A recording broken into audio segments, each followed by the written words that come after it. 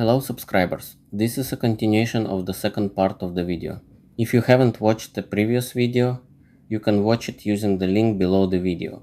It will also appear somewhere at the top right. Chapter 5, Real Treatment. The doctor forbade me to take the pills because I had already been taking them for too long and it was dangerous, since they lead to a decrease in immunity and an increase in blood sugar. But most importantly, the doctor ordered an MRI of the brain. This once again put me before a dilemma: return to Russia and get treatment there, or do the MRI in the Philippines. In the end, I had to borrow money once again because I had no money for an MRI of the brain. What I feared most was that it would be a useless waste of money and the brain MRI would turn out to be an unnecessary procedure and find nothing, leaving it unclear what was wrong with me. I decided to do the MRI, and if the situation did not become clearer, then I would leave for Russia. But already the next day after the MRI, the verdict was unambiguous: bilateral atrophy of the olfactory bulbs. To help you understand, the olfactory bulbs are sections of the brain located in the front part of the head above the nose. The whole picture of what happened became clear. I understood that just as ammonia and ozone burned the track in the ribbon cable of my laptop's keyboard and 6 keys stopped working, these gases also burned the areas of the brain that were on the path of the gases because I was breathing through my nose, and the ammonia and ozone were passing right by the olfactory bulbs, burning them along the way. I also understood exactly when this happened, the 29th of January 2025. If you remember from the first part, in January, I was forced to leave for Thailand just to escape for a while from the gas exposure zone. I returned from Thailand on January 27 and everything was fine with me. And in the evening of January 27, I received a message that I was being forcibly evicted from the apartments where the gases were, and I had to vacate the room by the end of January. Already the next day, I found an apartment and Leon helped me move part of my things, and the rest Leon and I moved on January 29. First we moved the large things, removed the air conditioner from the wall, took the bag with the kite surfing equipment, and then I returned to the apartment to pack the rest of my belongings. And it was exactly then, I am sure, that I damaged the olfactory bulbs. I remember that while packing my things, I had to rinse my eyes with water many times, because the ammonia was corroding them and causing burning in my eyes. But I couldn't just drop everything and leave. I had to pack the remaining things and get out of that cursed place. Since the air conditioner was already removed, the gases were entering the room through the hole in the wall and causing burning in the eyes and burning in the lungs. The burning in my chest remained with me even the next day after finishing the move. And it was exactly the next day after the move that the problems began. It seemed to me that even in the new apartment it smelled like ammonia, and this began the series of moves from place to place, which led me to the point where I had to get an MRI of the brain. Thus it became clear that part of my brain had been burned by the gases, and the doctor prescribed treatment for 100 days, although he warned that in my case full recovery could take from 6 to 12 months. So only at the beginning of June 2025 did real treatment begin, not just stopping the brain inflammation. The treatment was planned for 100 days, but in reality, even after those 100 days, the effect was insignificant.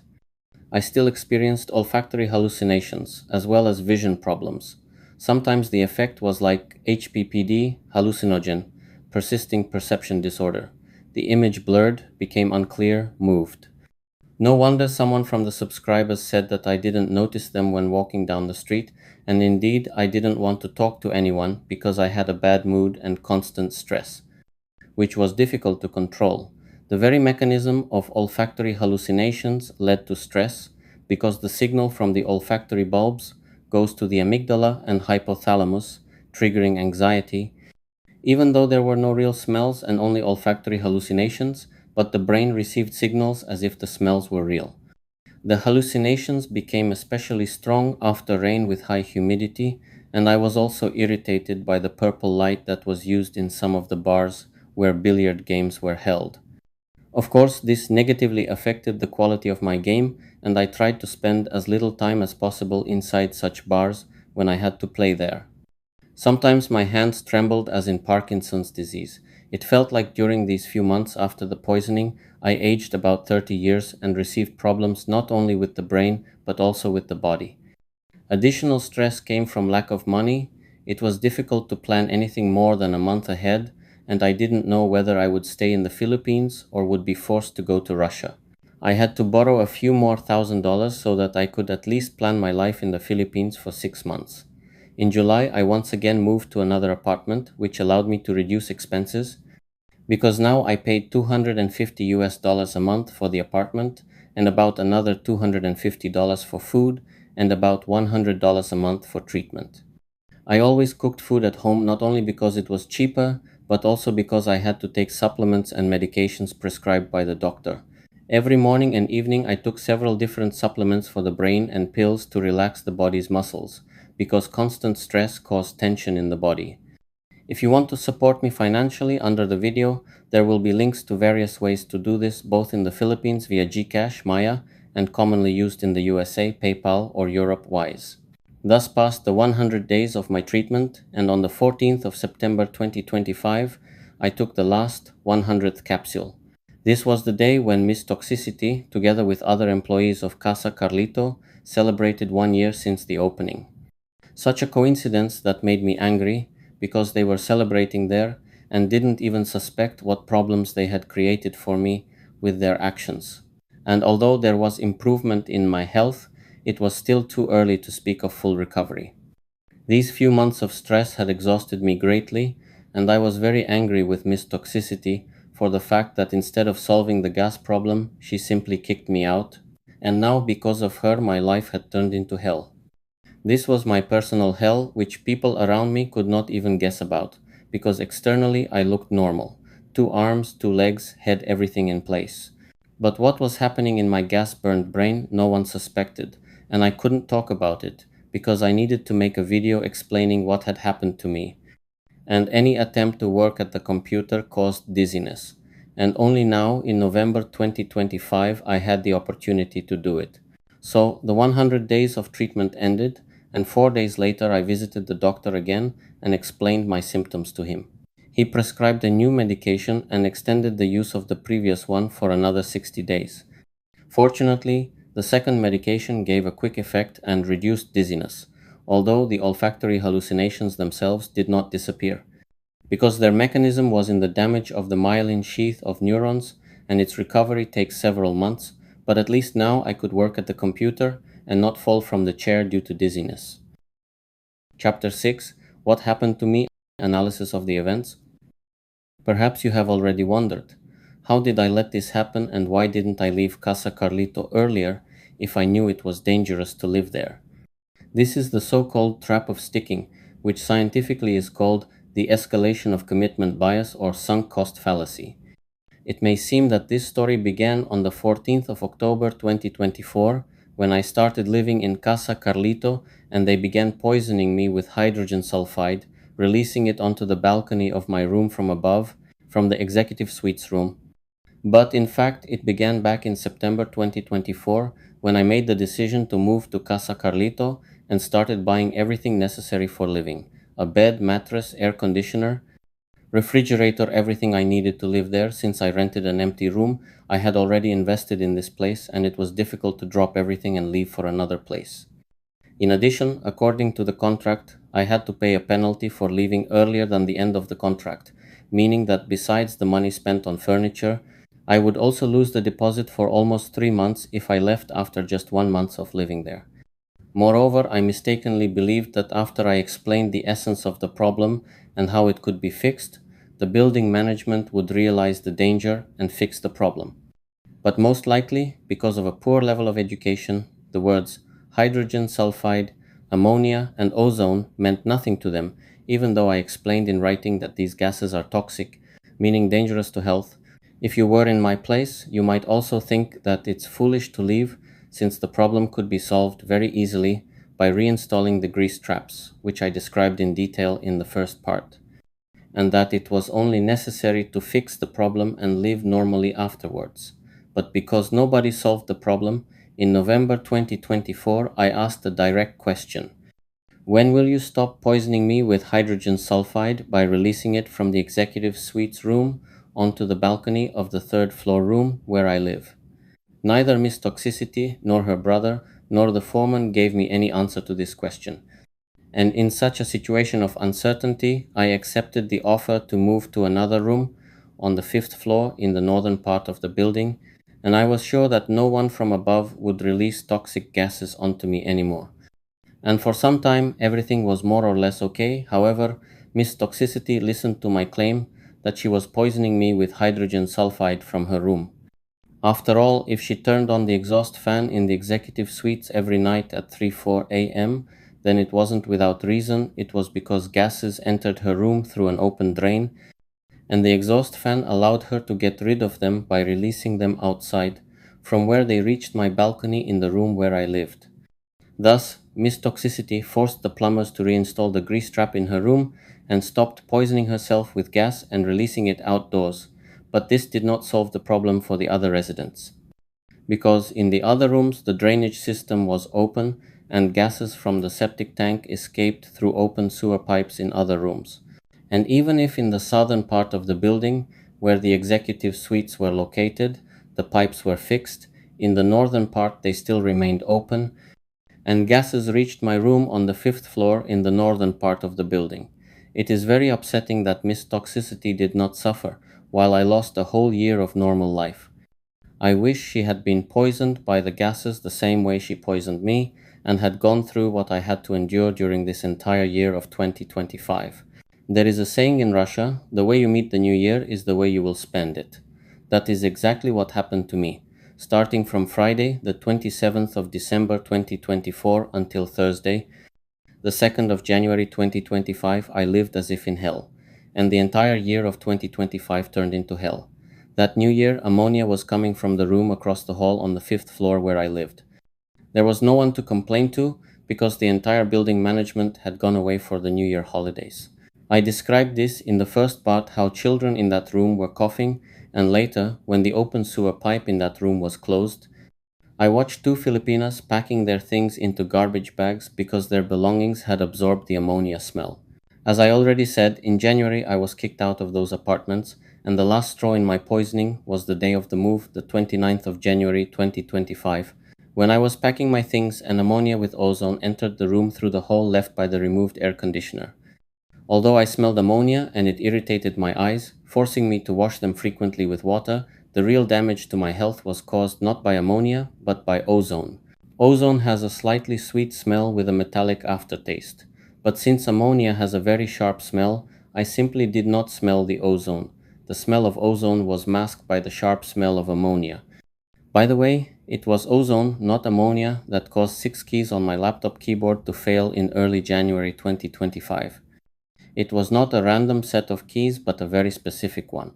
These 6 keys shared one single trace on the keyboard ribbon cable, and this trace failed because of ozone oxidation. Later in November, when I was writing the script for this video, my laptop broke. It simply stopped booting. As it turned out, one of the SSD modules had failed. I am sure this was not a random event, but also a consequence of ozone exposure. Most likely, oxidation of some tracks on one SSD module occurred, and after several months it simply stopped working. I lost the data stored on that SSD, but I was able to restore the laptop by removing the damaged module and reinstalling the system on the remaining working SSD module. So, on that day when I was packing my things in January 2025, ozone damaged the myelin sheaths of my brain neurons. After all, the brain is like an interweaving of wires, neuron, and the myelin sheath of a neuron is like insulation. When the insulation is damaged, the signal leaks from one neuron to neighboring ones. Something like a short circuit occurs. It is like a bundle of wires with damaged insulation, and a signal intended for one wire spreads to neighboring wires. This is what caused my vision to blur, because signals responsible for processing smells leaked to adjacent neurons responsible for vision, and the distorted signal went into the visual cortex.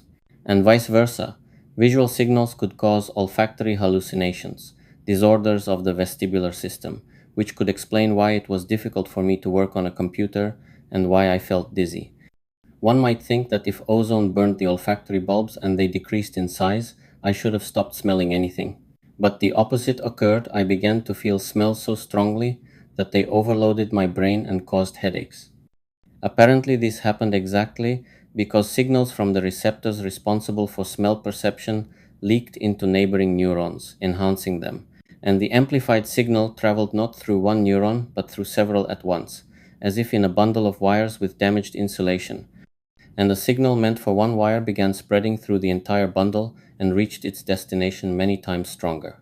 The treatment the doctor prescribed restored the myelin sheath of neurons, meaning the neurons gradually restored their insulation, and signal leakage from one neuron to another decreased day by day, but this process stretched over 6 months already. By the way, if you haven't watched the first part and are wondering where ozone in the building came from, I'll explain. It was generated inside the septic tank on the ground floor and was intended to oxidize inorganic waste that could enter the drainage system. The septic tank, built using the BioGreen advanced oxidation process, is connected to electricity specifically to generate ozone from oxygen using high voltage discharges and to decompose sewer waste with ozone.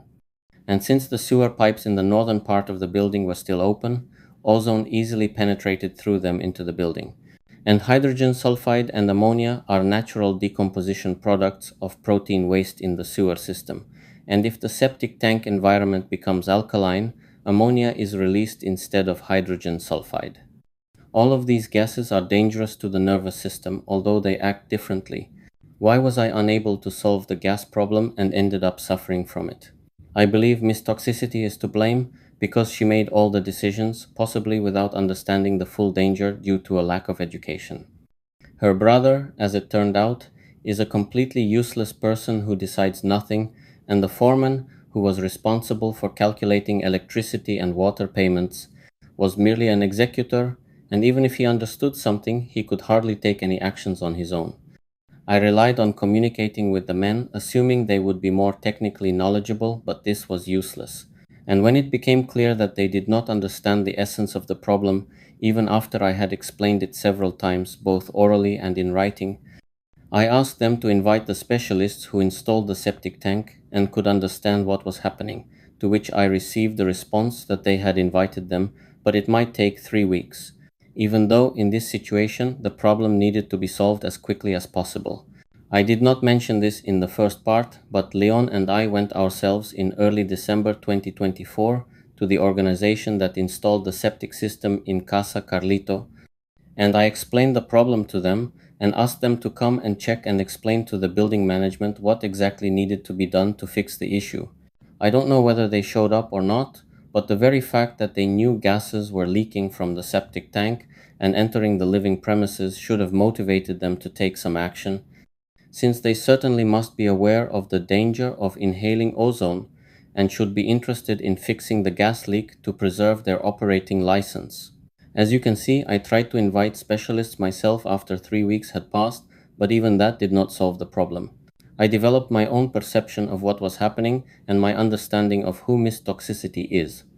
Perhaps this is the case of money spoils people, and having been born into a wealthy family, she became used to having all her wishes obeyed instantly, turning into a selfish woman who doesn't care about other people. And if such people like me bother her with complaints that interfere with her vacations in Japan or South Korea, instead of fixing the problem in the building owned by her mother, she would rather get rid of the person who informs her of these problems. This is just my assumption, but I think that after the completion of the basic construction of the building, Miss Toxicity wanted to handle the interior finishing of the rooms herself and saved money on construction workers and plumbers. I already mentioned that in addition to improperly installed grease traps in all rooms, which caused gases to leak from the sewer system into the rooms, the ventilation system was also installed incorrectly, and humid air from the bathroom leaked through torn ventilation pipes into the space above the ceiling and between rooms instead of going outside. Of course, in a few years this will lead to mold and fungus on the walls, but she most likely does not even suspect what violations were made during the final stage of construction, although the signs were obvious. Even the rust inside the elevator after just 1 month of the building's official opening should have been a clear signal that something was wrong. Elevators do not rust from the inside that quickly under normal conditions. This happened due to circulation of ozone and hydrogen sulfide, which were being released from the executive suites downward to the ground floor, then pulled up the staircase and through the elevator shaft. Inside the elevator, it smelled of dead animals. That was the smell of hydrogen sulfide. But instead of eliminating the cause of the smell, they simply installed an air freshener inside the elevator and didn't even understand the meaning behind my question when I asked. For what reason did you install an air freshener inside the elevator? Yes, it was a simple question, the answer to which could have brought them closer to the correct actions. But instead, they simply laughed at me and said, "It's just an air freshener."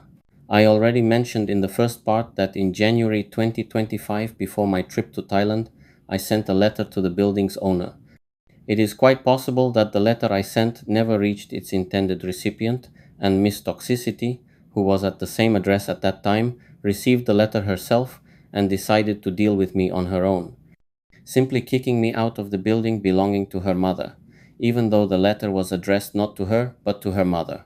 So it is quite possible that the building's owner, her mother, never received my letter and does not know about the gas problems and my request to fix them.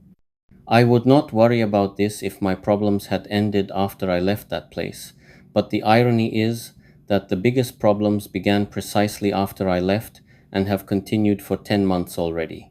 Yes, more than 10 months have passed since I was kicked out of Casa Carlito, 6 of which I have been undergoing treatment, but I still have not returned to normal life, the life I had before the poisoning. The result is sad. A broken laptop, numerous relocations, and the inability to earn money remotely due to poor health have led me to huge debts, even though I try to live modestly on $600 per month. Will I be able to return to a normal life? And when I don't know, but for now unpleasant symptoms remain. Under the first video someone wrote, "You should be compensated." Yes, by all logic, I should be compensated, but the Philippines is not Singapore and not even Hong Kong, where after the skyscraper fires, the heads of the construction company were arrested. It would be naive to expect justice in the Philippines. And although if the mother of Miss Toxicity had enough money to build a 6-story building, it was surely not her last money, and she has dozens or even hundreds of millions more. I doubt I reveal any secret by saying that in the Philippines everything works differently. Whoever has more money wins the legal dispute. So I may be 200% right in this situation, may provide all medical documents confirming that ozone damaged my brain, but I will likely still lose unless this story gains wide publicity. For example, on Rafi Tulfo's channel. The only thing left to hope for is that DENR, Department of Environment and Natural Resources, takes an interest in this case and forces them to fix everything. Because just as I suffered from the gas leaks, other residents of the building may suffer too, and quite possibly already have since I left after 3 months of living there, while other people may have lived there for a whole year. But at least I understood what exactly caused my health problems and could explain to the doctor that I had lived in a zone of toxic gas exposure. Other people may simply not understand what happened to them and continue living in a zone of dangerous contamination, because as I already realized, Filipinos are not very sensitive to smells, and where I smelled even the faintest ozone, they might not smell even strong ammonia or hydrogen sulfide, as happened one night in November 2024 with the guard on the ground floor, who threw up several times but most likely did not even understand that it was from hydrogen sulfide being released from the executive suites onto the ground floor where he sat near the elevator. What conclusion can be drawn from my story? I drew one simple conclusion. It is better to rent housing not from private individuals but from organizations, and the housing should be fully furnished so that you can easily move to another place if necessary without dragging a bed, mattress, refrigerator, and air conditioner with you. It was exactly the fact that I was burdened by a contract and had bought many large items that prevented me from leaving quickly for another place when it became clear that the toxic gas problem would not be solved as quickly as it should. Have been considering how dangerous those gases were to health. I do not expect justice to prevail and those responsible to be punished.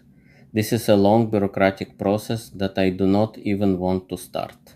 I only want the hell and nightmare that I went through in 2025 to be left behind as a memory of a difficult period of my life, and in 2026 to get my normal life back, the life I had before the poisoning, to return to work, pay off my debts, start traveling again, and enjoy life as I used to. If you are willing to support me financially, you can do so in various ways. Those commonly used in the Philippines: GCash, Maya, in the United States, PayPal in European countries, or simply with a bank card through the Buy Me a Coffee service. I will leave the links under the video. Thank you for watching my story.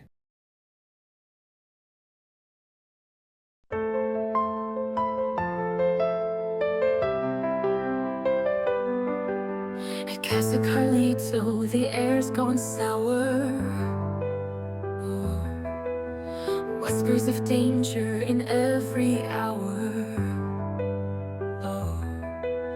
Walls stained yellow like a warning sign. You breathe in deep, it's the devil's design. Hydrogen sulfide kisses, ozone's cruel bites. Ammonia dances in the dead of night. Casa Carlito, where the shadows choke. The air is poison, every breath's a joke. Casa Carlito, where the gas clouds bloom. One step inside, you're sealing your doom.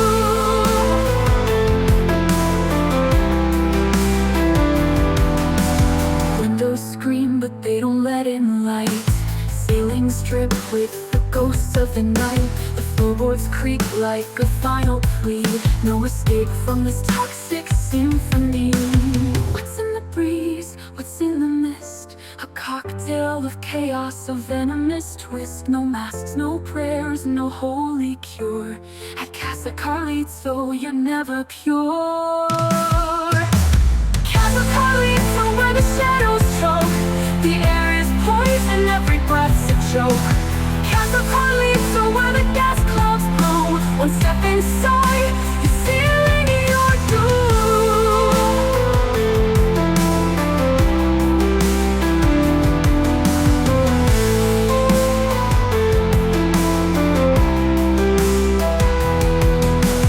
Casa Carlito, where the shadows choke.